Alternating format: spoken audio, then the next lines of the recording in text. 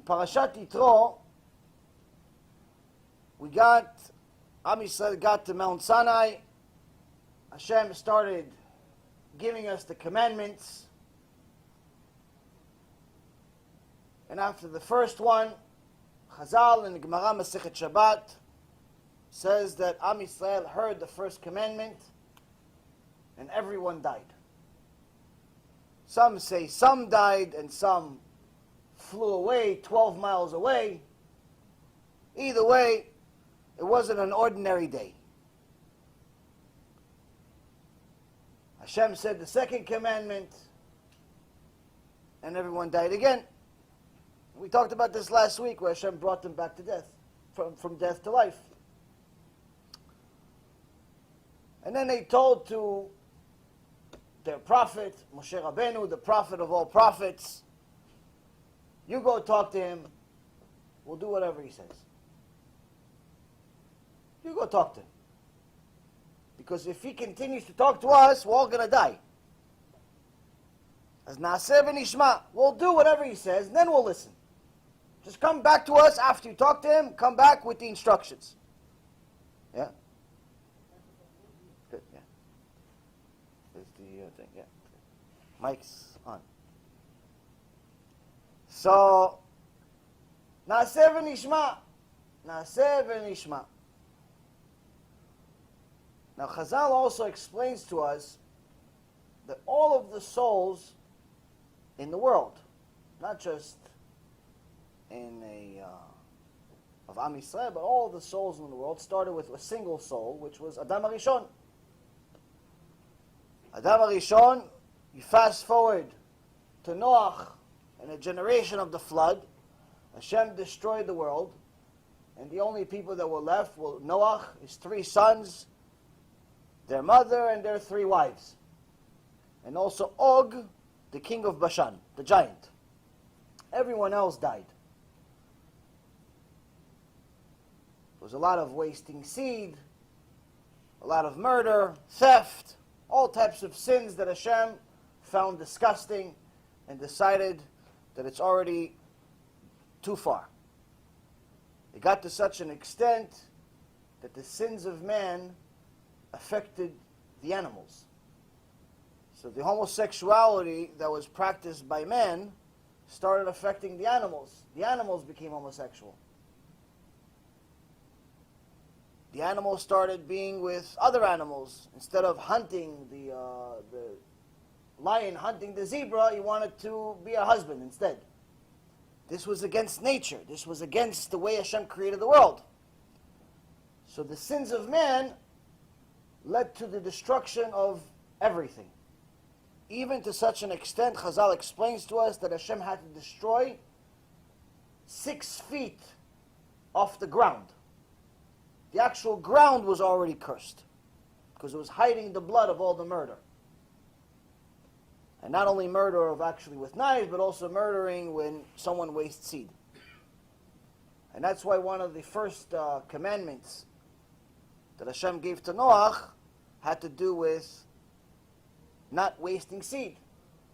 Ashofech dam ha'adam ba'adam, damo yishapech. One who spills the blood of a man within a man, his blood will be spilled.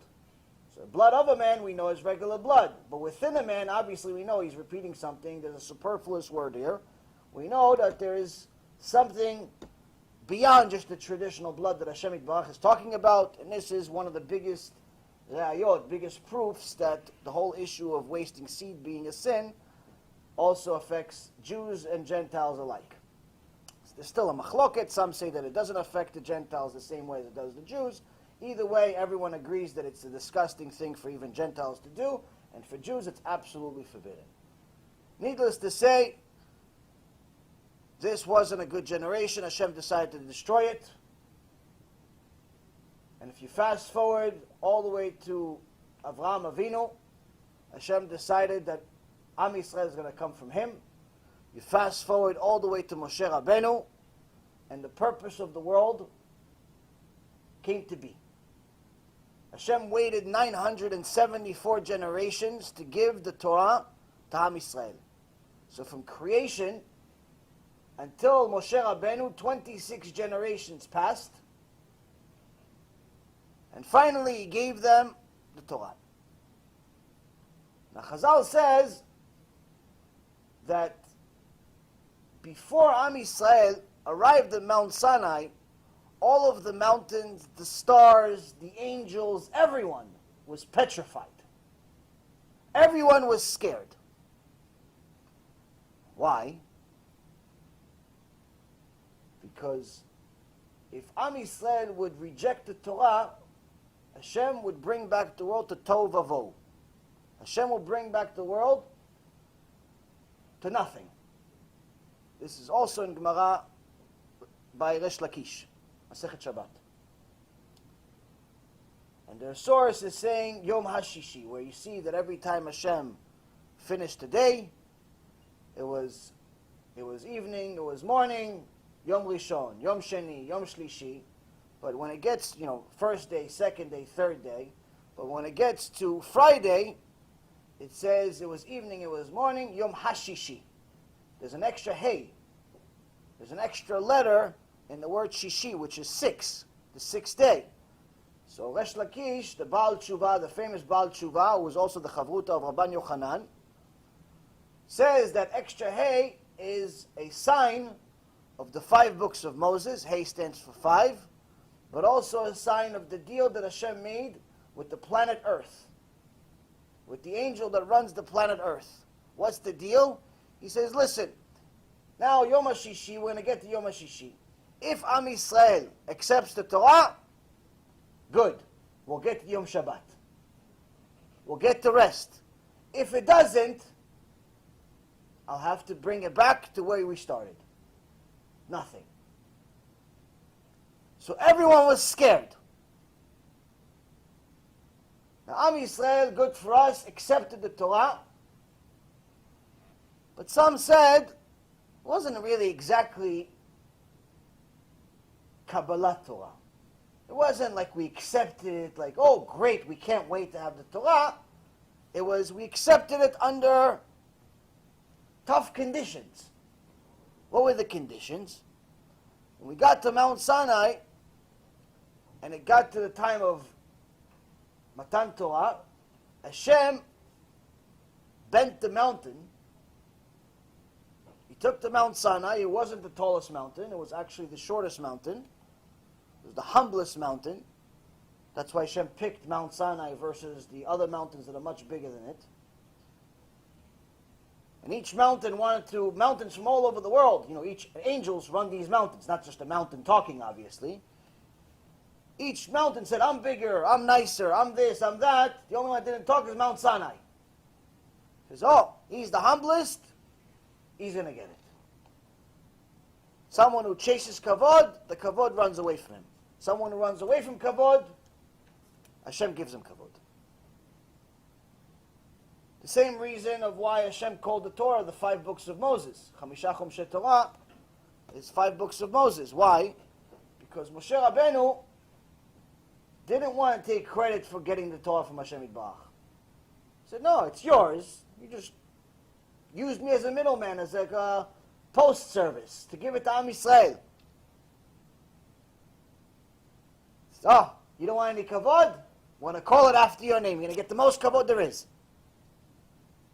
So now we're all in Mount Sinai. All of the souls that went into Adam HaRishon, the few that survived went into the family of Noach. They repopulated the world.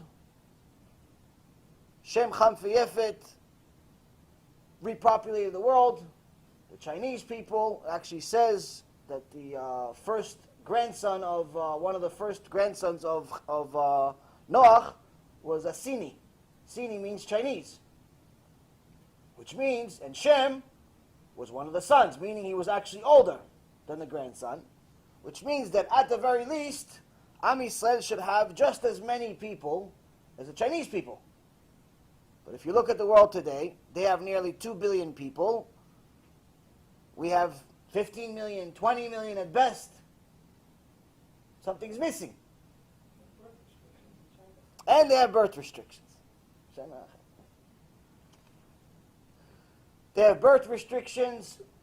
Unfortunately, Am Yisrael, just in Israel, has had millions of abortions. Millions of abortions.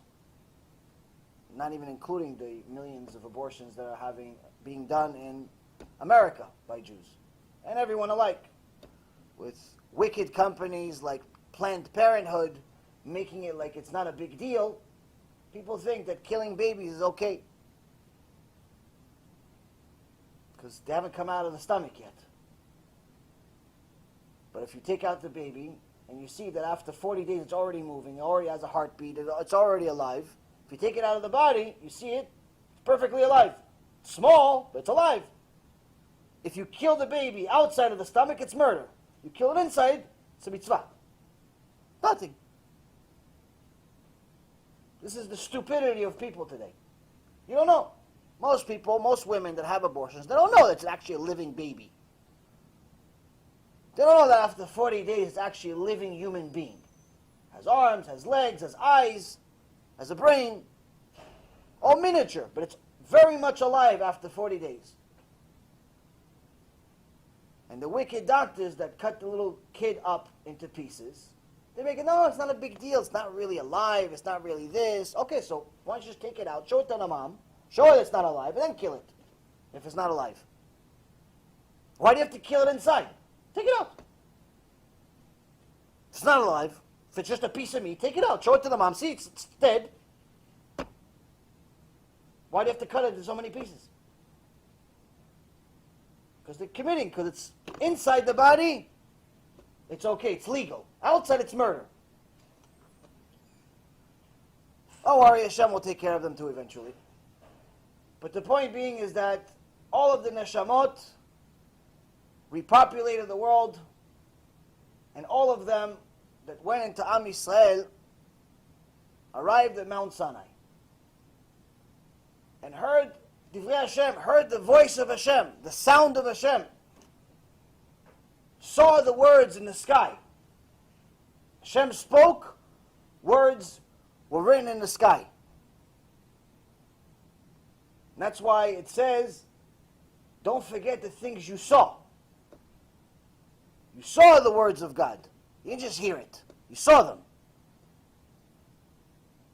Which means that all of our neshamot, all of our souls here, and anyone that's watching, we were all there. I think Sonny was pushing me. I'm not sure. I think he was pushing me, trying to see more, maybe more. Amos was in the back. He was relaxing. He had a good spot. All of us were there. And all of us said, Naasé v'nishma. All of us said, listen, Moses, it's too much for us. Halas. Go talk to Hashem. We died twice already today. First time we talked, we died. That was already scary. Second time, no. Come on, lo kol yom Purim. Every day he's going to kill us, bring us back, kill us. Enough. Go talk to him. Whatever he says, we'll do. Enough. You remember that, Amos? You remember? Both of us said it. Naasé v'nishma. But Chazal says something very scary. Chazal says that anyone that says something and doesn't keep his promise, the same God that punished Dor HaMabul, that punished the generation of the flood, will take care of them too. Okay, listen, the guy said to the guy, listen, I want to buy your car, but I'm going to come up with money tomorrow. And he doesn't show up tomorrow, he doesn't show up at all. But you promised, you're going to buy my car. Why don't you show up? Why don't you call me, tell me I can't afford it? Why don't you tell me, listen, I bought something else? Promise, broke a promise. Husband says, honey, I'm going to be loyal to you for the rest of your life. 2 years later, he already has a girlfriend. Guy says, sir, I'm going to be with your company for the rest of my career. 3.5 years later, his resume got built up. He goes to the competitor and makes double the money. Broken promises are pouring all over the street like germs. And Hashem doesn't like broken promises. People are saying, tomorrow I'm going to come to Minyan. What time are you doing it? 6. I'll be there. 6 o'clock. I'll be there at 5:59. Tomorrow you're learning. I'm going to be at the shiur. What time? 9. For sure. Count me in. 8:30, I'm going to be there waiting for you. You're going to see. Waiting for you at 8:30.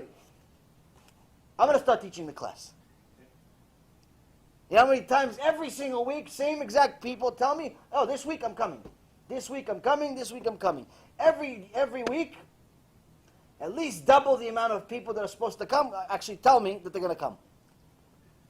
But it's not just me. It's everybody. And people make promises, make empty promises, like my brother Ostri says all the time. He says empty promises. People make empty promises.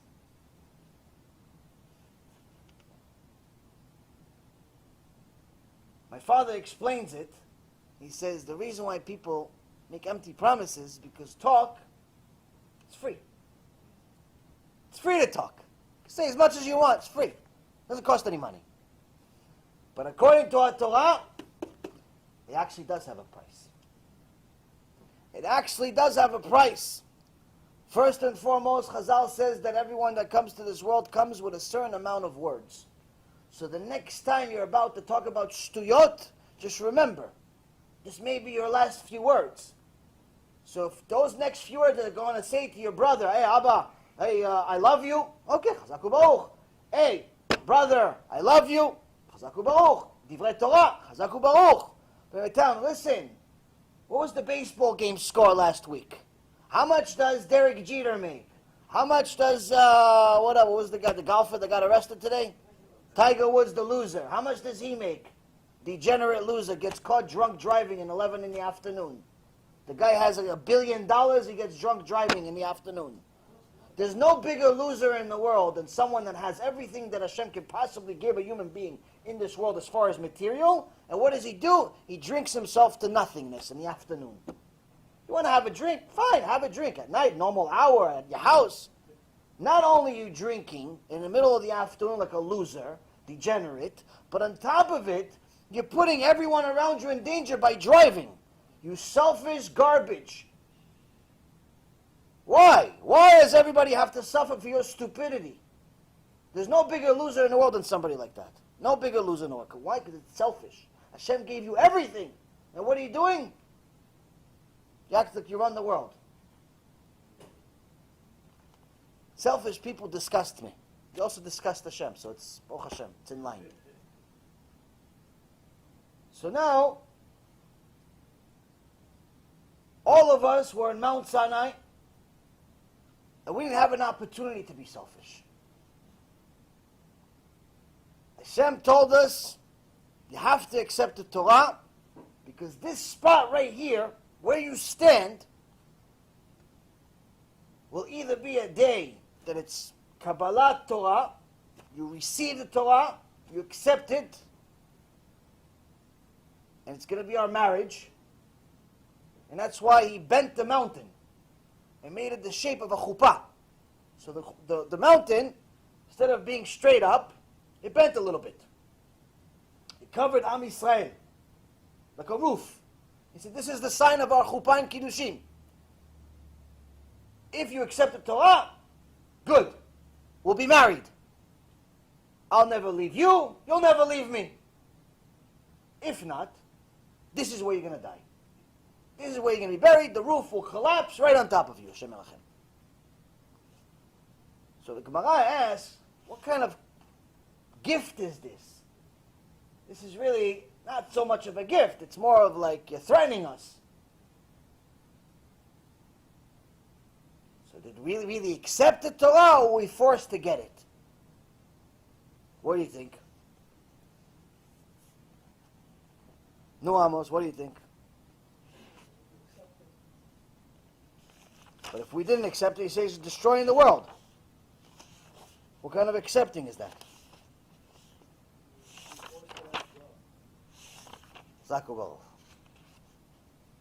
First and foremost, he told us, I love you so much, I can't bear the thought of not being with my people. We're not being with my firstborn son. But in case my firstborn son went a little cuckoo, and he doesn't realize who Abba is, I'm just letting you know it's not worth it. The whole world is not worth existing if we're not together.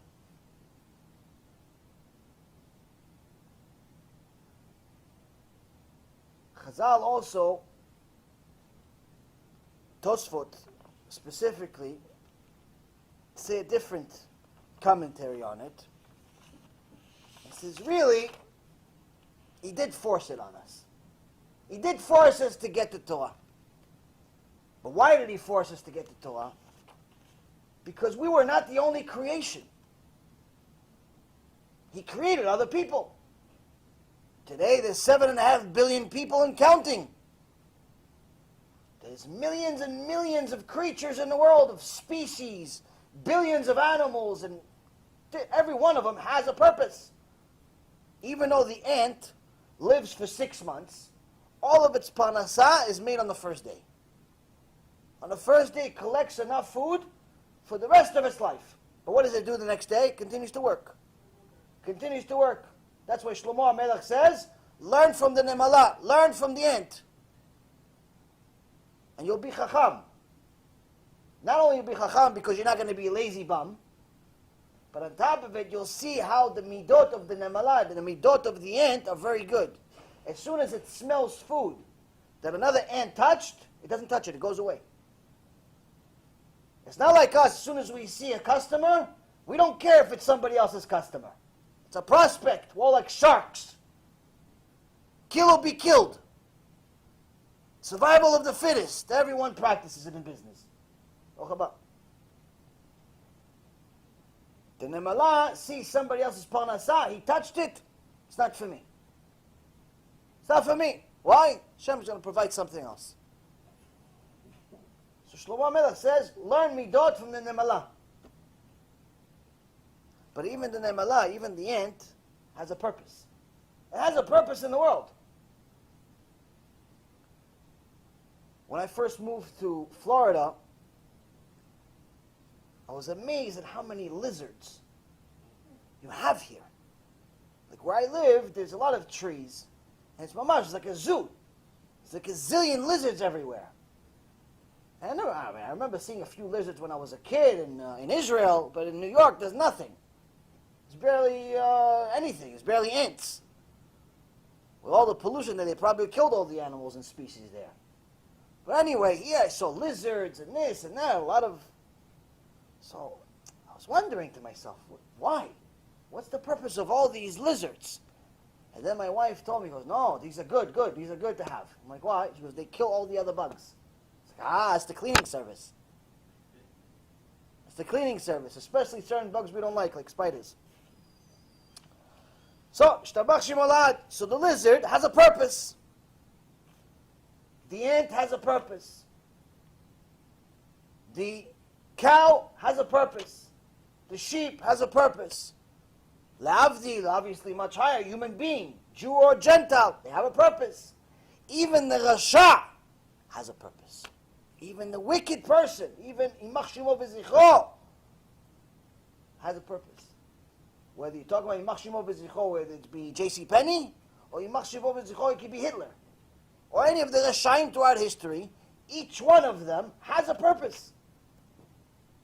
The righteous Gentile also has a purpose. Rambam says the righteous amongst the Gentiles, the ones that keep the 7 laws of Noach and all of the ethical laws, they're considered chasdei umot ha'olam.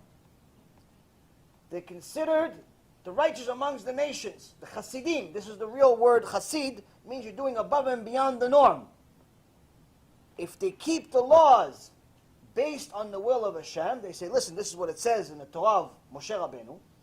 5 books of Moses says, we have to keep 7 laws of Noach, we have to maintain all of the ethical laws, meaning you have to do kibud avayim, respect your and honor your parents, and so on and so forth.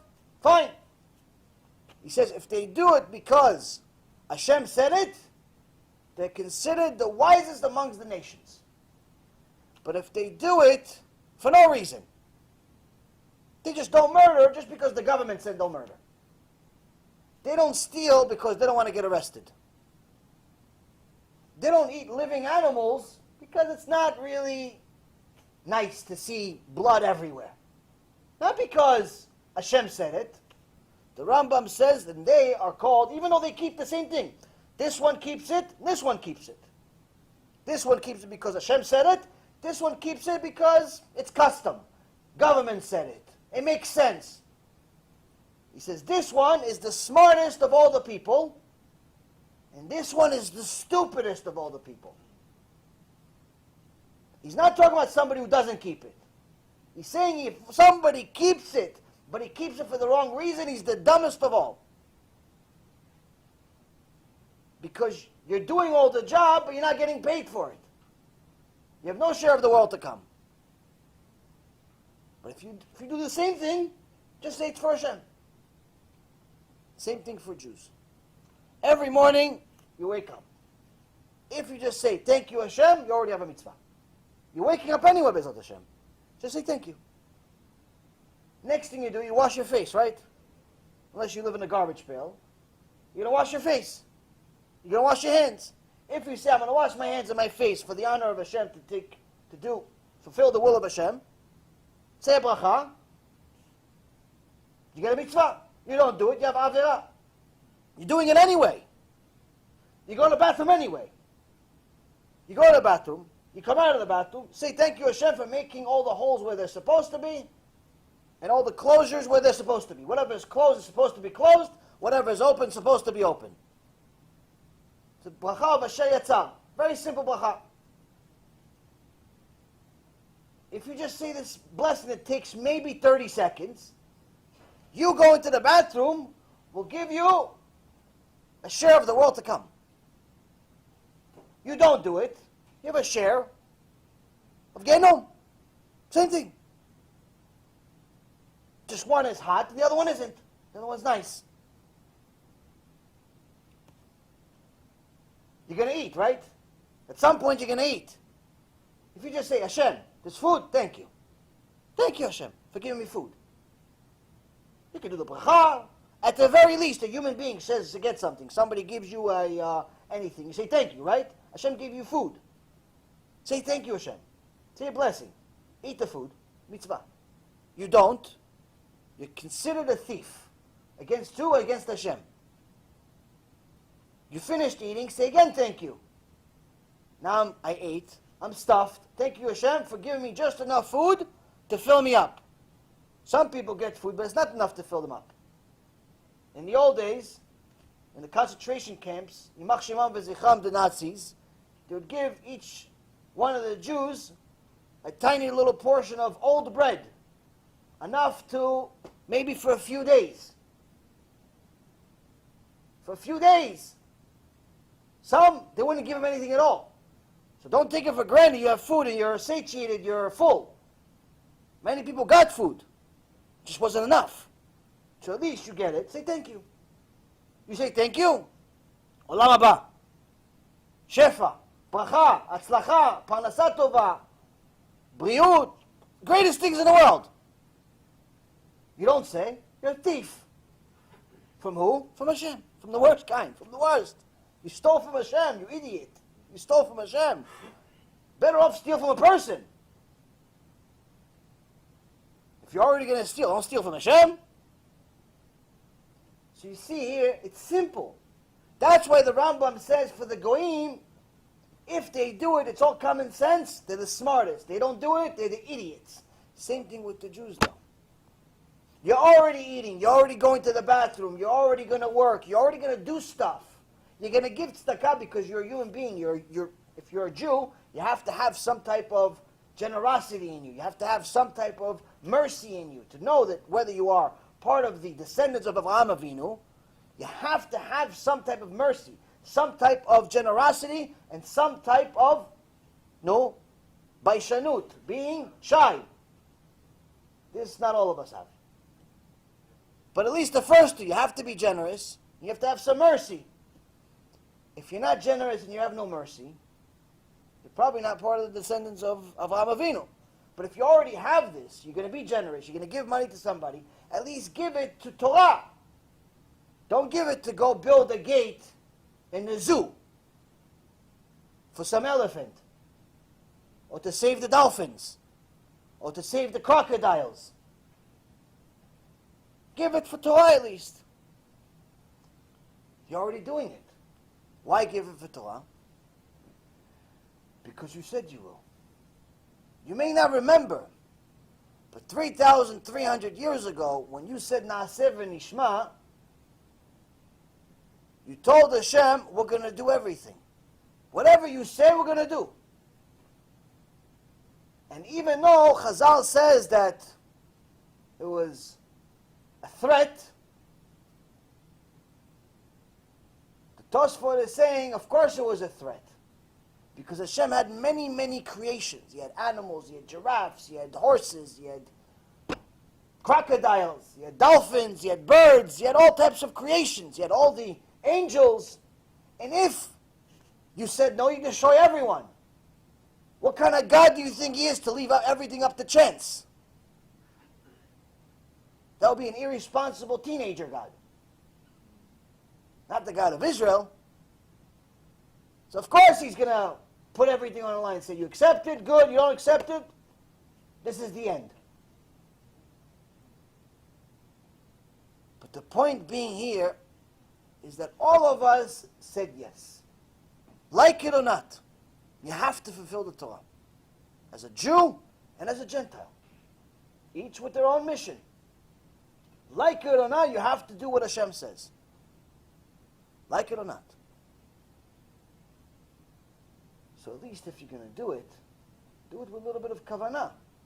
Do it with meaning.